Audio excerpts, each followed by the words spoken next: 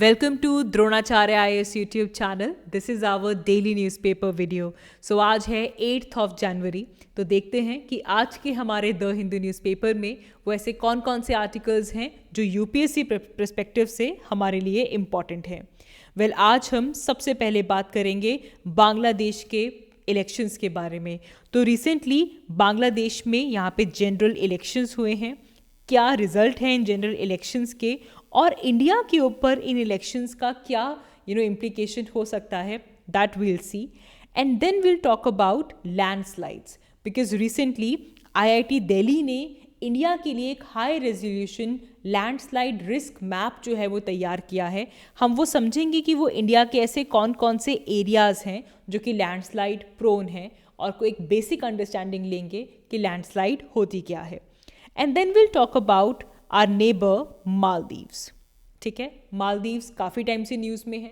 अभी रिसेंटली हमारे prime minister Lakshadweep visit करते हैं, जिसे लेकर मालदीव्स के 3 डिप्टी मिनिस्टर्स एक बहुत ही डिसरिस्पेक्टफुल कमेंट देते हैं, जिससे लेकर हमारे हाई कमीशन जो कि मालदीव्स में हैं वो भी अपोज करते हैं इसे. And in response to that Maldivian government has suspended their 3 deputy ministers. तो इसे देखेंगे. और मालदीव्स और लक्षद्वीप की लोकेशन क्या है, क्या यहाँ पे इंपॉर्टेंट चीज़ें हमारे लिए देखने के लिए हैं, कौन से इंपॉर्टेंट चैनल्स हैं इंडिया और लक्षद्वीप के बीच में, वो हम यहाँ पे डिस्कस करेंगे. And then we'll again talk about North Korea and South Korea because recently North Korea ने साउथ कोरिया के बॉर्डर के पास आर्टिलरी फायरिंग जो है वो जो शेल्स हैं वो शुरू कर दिए थे. एंड साउथ कोरिया ने एक्यूज़ किया है नॉर्थ कोरिया को कि लगातार तीसरा दिन है और नॉर्थ कोरिया वहाँ पे फायरिंग कर रहा है. तो यहाँ पे कोरियन पेनिनसुला के बारे में कुछ और जियोग्राफिकल डिटेल्स हम आज की इस वीडियो में कवर करेंगे. So these are few articles that we gonna discuss in this video. So let's begin with it. तो चलिए शुरुआत करते हैं. आज का हमारा पहला news article international relations perspective से इम्पॉर्टेंट है बिकॉज यहाँ पे हम बात करेंगे बांग्लादेश के बारे में. बिकॉज रिसेंटली बांग्लादेश में जनरल इलेक्शंस हुए हैं और बांग्लादेश के इन जनरल इलेक्शंस का रिजल्ट आ चुका है, जो कि कुछ इस तरह है कि बांग्लादेश की प्राइम मिनिस्टर और अवामी लीग की चीफ शेख हसीना दोबारा री इलेक्ट हो गए हैं टू द पार्लियामेंट. तो अवामी लीग पार्टी बांग्लादेश का जनरल इलेक्शंस जीत चुकी है. 2/3 of the seats Awami league के पास गई हैं. एंड हालांकि बांग्लादेश के जो इलेक्शंस जो हुए हैं इस बार जनरल इलेक्शंस बहुत ही चैलेंजिंग थे. कुछ स्प्रॉडिक वायलेंस के केसेस यहाँ पे आए. एंड इवन जो मेन ऑपोजिशन पार्टी है बांग्लादेश की, बांग्लादेश नेशनलिस्ट पार्टी और उनके अलाइज, उन्होंने भी इस जनरल इलेक्शन से बायकॉट कर दिया था. Despite of all this Bangladesh में अवामी लीग, शेख हसीना की अवामी लीग 2/3 सीट्स के साथ जनरल इलेक्शंस जीत गई हैं. ये इंडिया के लिए बहुत इंपॉर्टेंट है, स्पेशली बिकॉज हमारे नेबरहुड में किस तरह की गवर्नमेंट आ रही है, किस तरह के नोशन की गवर्नमेंट आ रही है, वो हमारे रिलेशंस डिसाइड करता है ना. जैसे कि आज ही की वीडियो में हम मालदीव्स की भी बात करेंगे. हम बहुत कीनली मालदीव्स के प्रेसिडेंशियल इलेक्शंस को भी फॉलो कर रहे थे जस्ट टू सी कि कौन सा कैंडिडेट जीतता है, प्रो इंडिया या फिर प्रो चाइना. बिकॉज हमारे नेबरहुड में ये डायमेंशन बहुत इंपॉर्टेंट है, ये डायनामिक हमारे रिलेशंस को डिस्क्राइब करता है. और सिमिलरली अगर हम यहाँ पे बांग्लादेश की बात करें तो बांग्लादेश में शेख हसीना का आना, अवामी लीग का आना इंडिया के लिए बहुत इंपॉर्टेंट है बिकॉज कहीं ना कहीं इनकी जो पॉलिसीज़ रहती हैं वो प्रो इंडिया रहती हैं, वो उतना प्रो चाइना नहीं है. तो इंडिया और बांग्लादेश रिलेशंस पर्सपेक्टिव से अगर हम देखें तो कोई बहुत बड़ा अपोजिंग द चैनल शिफ्ट देखने के लिए नहीं मिलेगा because Awami league, Sheikh Hasina दोबारा पार्लियामेंट में इलेक्ट हो गई हैं. ठीक है ना. देखें बांग्लादेश के साथ इंडिया की equation is very special. Reason being जब 1971 में स्पेशली दिसंबर 1971 जब बांग्लादेश जो कि पहले ईस्ट पाकिस्तान था, बांग्लादेश ईस्ट पाकिस्तान के फॉर्म से उसको इंडिपेंडेंस मिलती है, पाकिस्तान से वो इंडिपेंडेंस मिलती है, एक अलग इंडिपेंडेंट कंट्री बनता है, एक सेपरेट कंट्री बनता है और नाम आता है बांग्लादेश. तो ऐसा कंट्री जिसने सबसे पहले बांग्लादेश की फॉर्मेशन को, बांग्लादेश को रिकग्निशन दी थी, वो था इंडिया.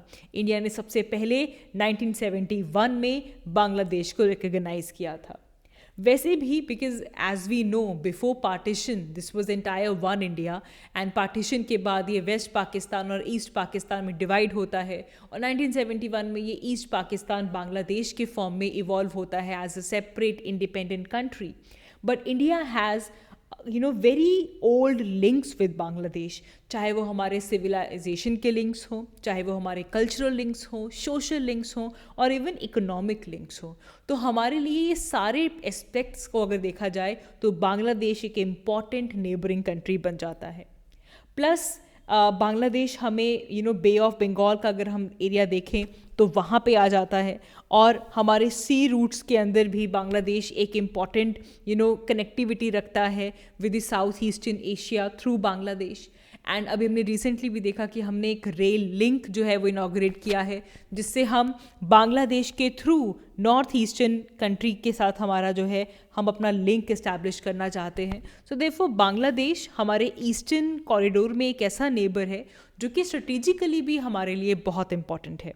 ठीक है, बहुत सी इकोनॉमिक कोऑपरेशंस हमारी बांग्लादेश के साथ हैं, हम एक दूसरे के बिगेस्ट ट्रेडिंग पार्टनर्स भी हैं, डिफेंस कोऑपरेशन हमारी बहुत ज़्यादा है.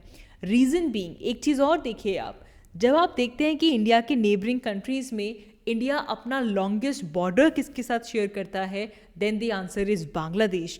बांग्लादेश के साथ हमारा तकरीबन 4000 से ज़्यादा का बॉर्डर है, which is the longest land boundary जो इंडिया किसी भी नेबर के साथ शेयर करती है. ठीक है, तो इसीलिए इस लैंड बॉर्डर के साथ आपको ये भी पता होना चाहिए कि वो कौन कौन सी इंडिया की स्टेट्स हैं जो कि बांग्लादेश के साथ अपना बॉर्डर टच करती हैं. तो यू कैन क्लियरली सी, सबसे पहले तो आप यहाँ पे देखिए देयर इज़ वेस्ट बंगाल. ठीक है, पूरा ये जो आपका वेस्टर्न एरिया है और जो नदर्न एरिया है यहाँ तक आ जाता है West Bengal. Then we have Assam, Meghalaya, Tripura and Mizoram.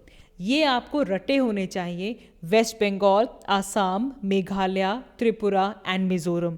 ये वो कंट्रीज़ हैं जो कि ये जो स्टेट्स हैं इंडिया के जो बांग्लादेश के साथ अपना बॉर्डर शेयर करते हैं.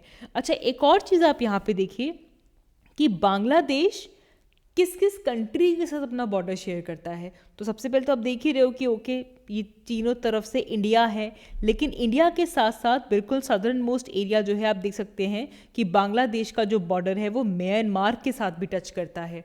एंड इसीलिए आप लिंक कर सकते हैं कि किस तरह म्यांमार के अंदर जो रोहिंग्यास थे वो भी म्यांमार का जो वहाँ से फ्ली करके बांग्लादेश की तरफ जाने की कोशिश कर रहे थे, रिफ्यूजीज़, और फिर यहाँ से आगे की तरफ साउथ ईस्टर्न एशिया की तरफ मूव कर रहे हैं. लेकिन इमीडिएटली बांग्लादेश में माइग्रेशन इन्फ्लक्स क्यों हुआ म्यांमार से, बिकॉज म्यांमार का बॉर्डर टच करता है किसके साथ, बांग्लादेश के साथ. तो ये एक ज्योग्राफी आपको बांग्लादेश की पता होनी चाहिए. तो डिफेंस कोऑपरेशन भी इंडिया का काफ़ी है बांग्लादेश के साथ. हमारी कुछ इंपॉर्टेंट जॉइंट एक्सरसाइजेज हैं, जैसे कि एक्सरसाइज संप्रीति, ये हमारी आर्मी की एक्सरसाइजेज हैं. देन नेवी की एक्सरसाइज है, एक्सरसाइज बोंगो सागर. ठीक है, और एनर्जी और कनेक्टिविटी के लिए तो हमारी बहुत ज़्यादा पार्टनरशिप्स हैं.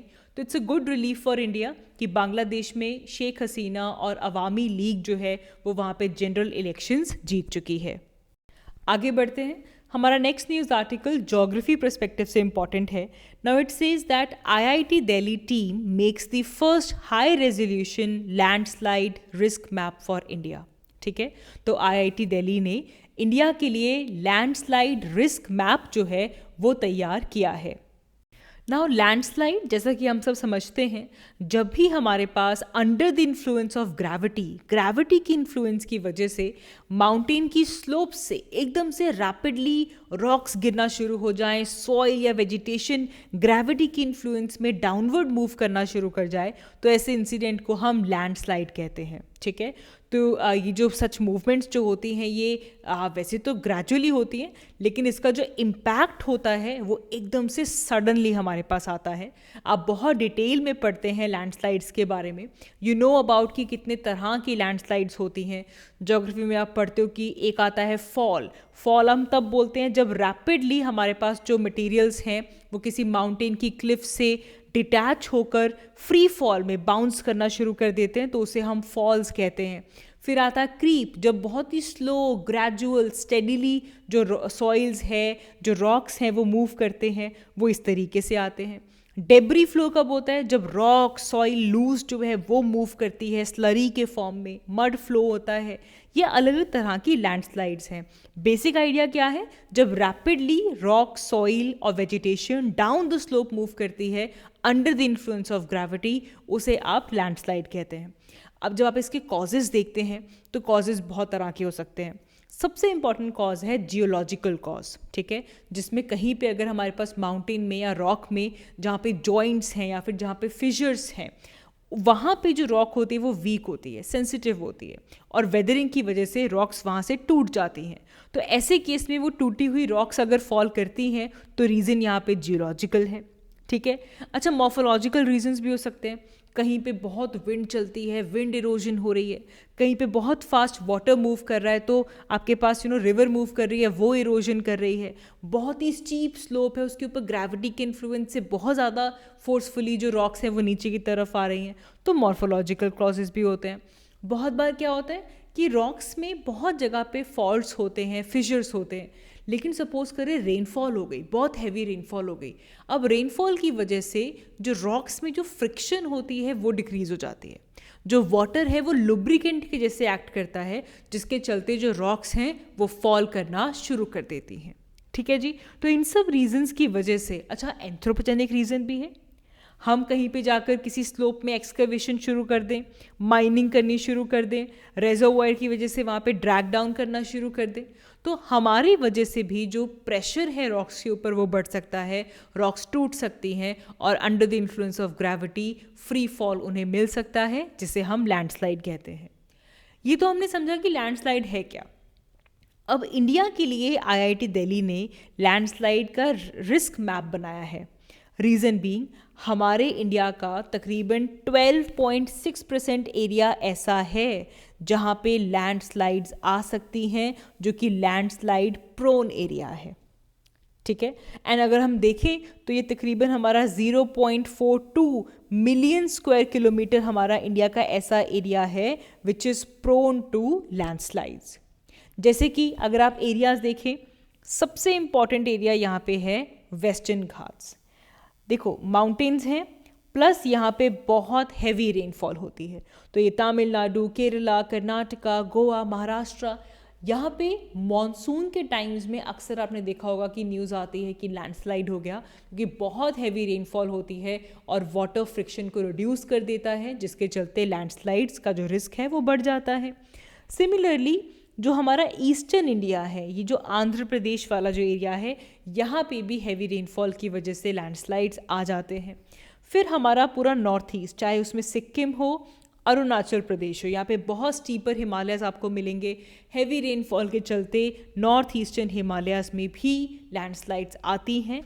एंड सिमिलरली हमारा नॉर्थ वेस्टर्न हिमालयाज़, ये जो हमारा उत्तराखंड, हिमाचल प्रदेश, जम्मू एंड कश्मीर, ये जो एरियाज़ हैं, यहाँ पे भी लैंडस्लाइड्स बहुत कॉमनली आती हैं। ये इंडिया के ऐसे 4 एरियाज़ हैं जहाँ पे मेजरली लैंडस्लाइड्स आती हैं, ठीक है। और इसका एक हाई रेजोल्यूशन मैप, कितना रिस्क है इसके हिसाब से जो मैप है वो आईआईटी दिल्ली की टीम ने प्रिपेयर किया है। आगे बढ़ते हैं। हमारा next news article India Maldives relations perspective से बहुत इंपॉर्टेंट है। नाउ बहुत ज़्यादा आप कह लीजिए कि हलचल हुई है इन रिलेशंस में। बैकग्राउंड तो यही है कि मालदीव्स के अंदर जो न्यू गवर्नमेंट बनी है under the leadership of Mohamed Muizzu, he has been and his government is pro China and कुछ ऐसे ऐसे स्टेप्स वो ले रहे थे जिससे हम देख रहे थे कि वो कुछ इंडिया से पीछे की तरफ हटने की कोशिश कर रहे हैं। एंड इसमें एक बड़ा चीज़ ये आया है कि रिसेंटली हमारे prime minister Narendra Modi Lakshadweep visit करते हैं, ठीक है। एंड इसे लेकर मालदीव्स के कुछ 3 डिप्टी मिनिस्टर्स ने बहुत ही स्ट्रॉन्गली और बहुत डिसरिस्पेक्टफुल कमेंट्स किए about our prime minister's visit to Lakshadweep, ठीक है। जिसे हमारे इंडियन हाई कमीशन ने जो मालदीव्स में है उन्होंने स्ट्रॉन्गली रेज किया कि ये जो कमेंट्स हैं दे आर डिसरिस्पेक्टफुल एंड इसे लेकर मालदीव्स को एक स्टेप लेना चाहिए। तो अपडेट ये है कि मालदीवियन गवर्नमेंट ने अपने 3 डिप्टी मिनिस्टर्स को जो सस्पेंड कर दिया है, जिन्होंने प्राइम मिनिस्टर नरेंद्र मोदी के खिलाफ ऐसे डेरोगेटरी कमेंट्स किए related to his visit to Lakshadweep. ठीक है, अब आप यहाँ पे ये देखिए कि लक्षद्वीप और ये जो मालदीव्स वाला एरिया है ये काफ़ी ज़्यादा न्यूज़ में आ गया है। तो हमारे लिए यहाँ पे मैपिंग बहुत इंपॉर्टेंट हो जाती है। सबसे पहले तो हम ये देखें कि जो मालदीव्स है, Maldives is a neighbouring country to India, और हमारा जो लक्षद्वीप का आइलैंड है मिनीकॉय, मिनीकॉय के बिल्कुल साउथ में लाई करता है मालदीव्स। ठीक है, और मालदीव्स और मिनीकॉय के बीच में एक वाटर बॉडी है जिसे कहा जाता है 8 डिग्री चैनल। तो सीधा सीधा आपको पता होना चाहिए कि मालदीव्स और मिनीकॉय एम और एम के बीच में कौन सा चैनल है, 8 डिग्री चैनल मालदीव्स और मिनीकॉय के बीच में। ठीक है, देन एक और चीज़ देखें कि जो रेस्ट ऑफ द लक्षद्वीप है, rest of the Lakshadweep and Minicoy, इनके बीच में पास करता है 9 डिग्री चैनल। ठीक है, यहाँ पे बेसिकली हमारा कवारती आ जाता है। मिनीकॉय और कवारती के बीच में 9 डिग्री चैनल है, मिनीकॉय और मालदीव्स के बीच में 8 डिग्री चैनल है।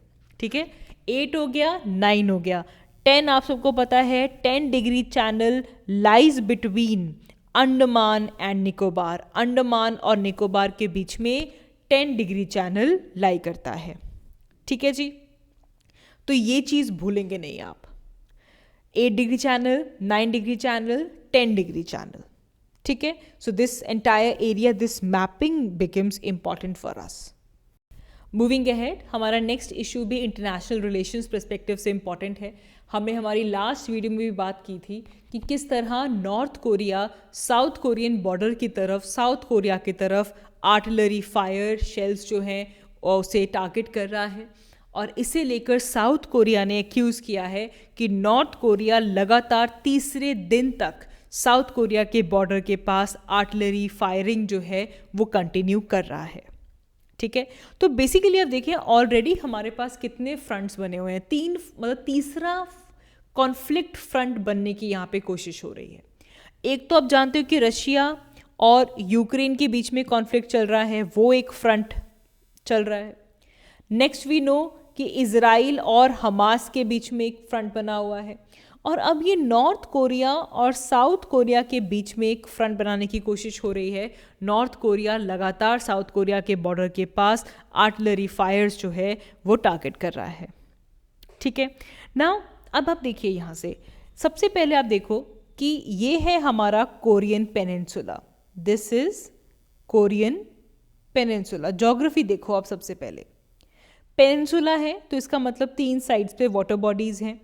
इसके वेस्ट में आप देखें तो आपको दिखेगी येलो सी, और इसके ईस्ट में आपको मिलेगा सी ऑफ जापान। ठीक है, और अगर आप इसका सदर्न मोस्ट एरिया देखेंगे तो यहाँ पे आ जाती हैं स्ट्रेट्स। यहाँ पे आपको एक आइलैंड मिलेगा Tsushima island, which is the island of Japan.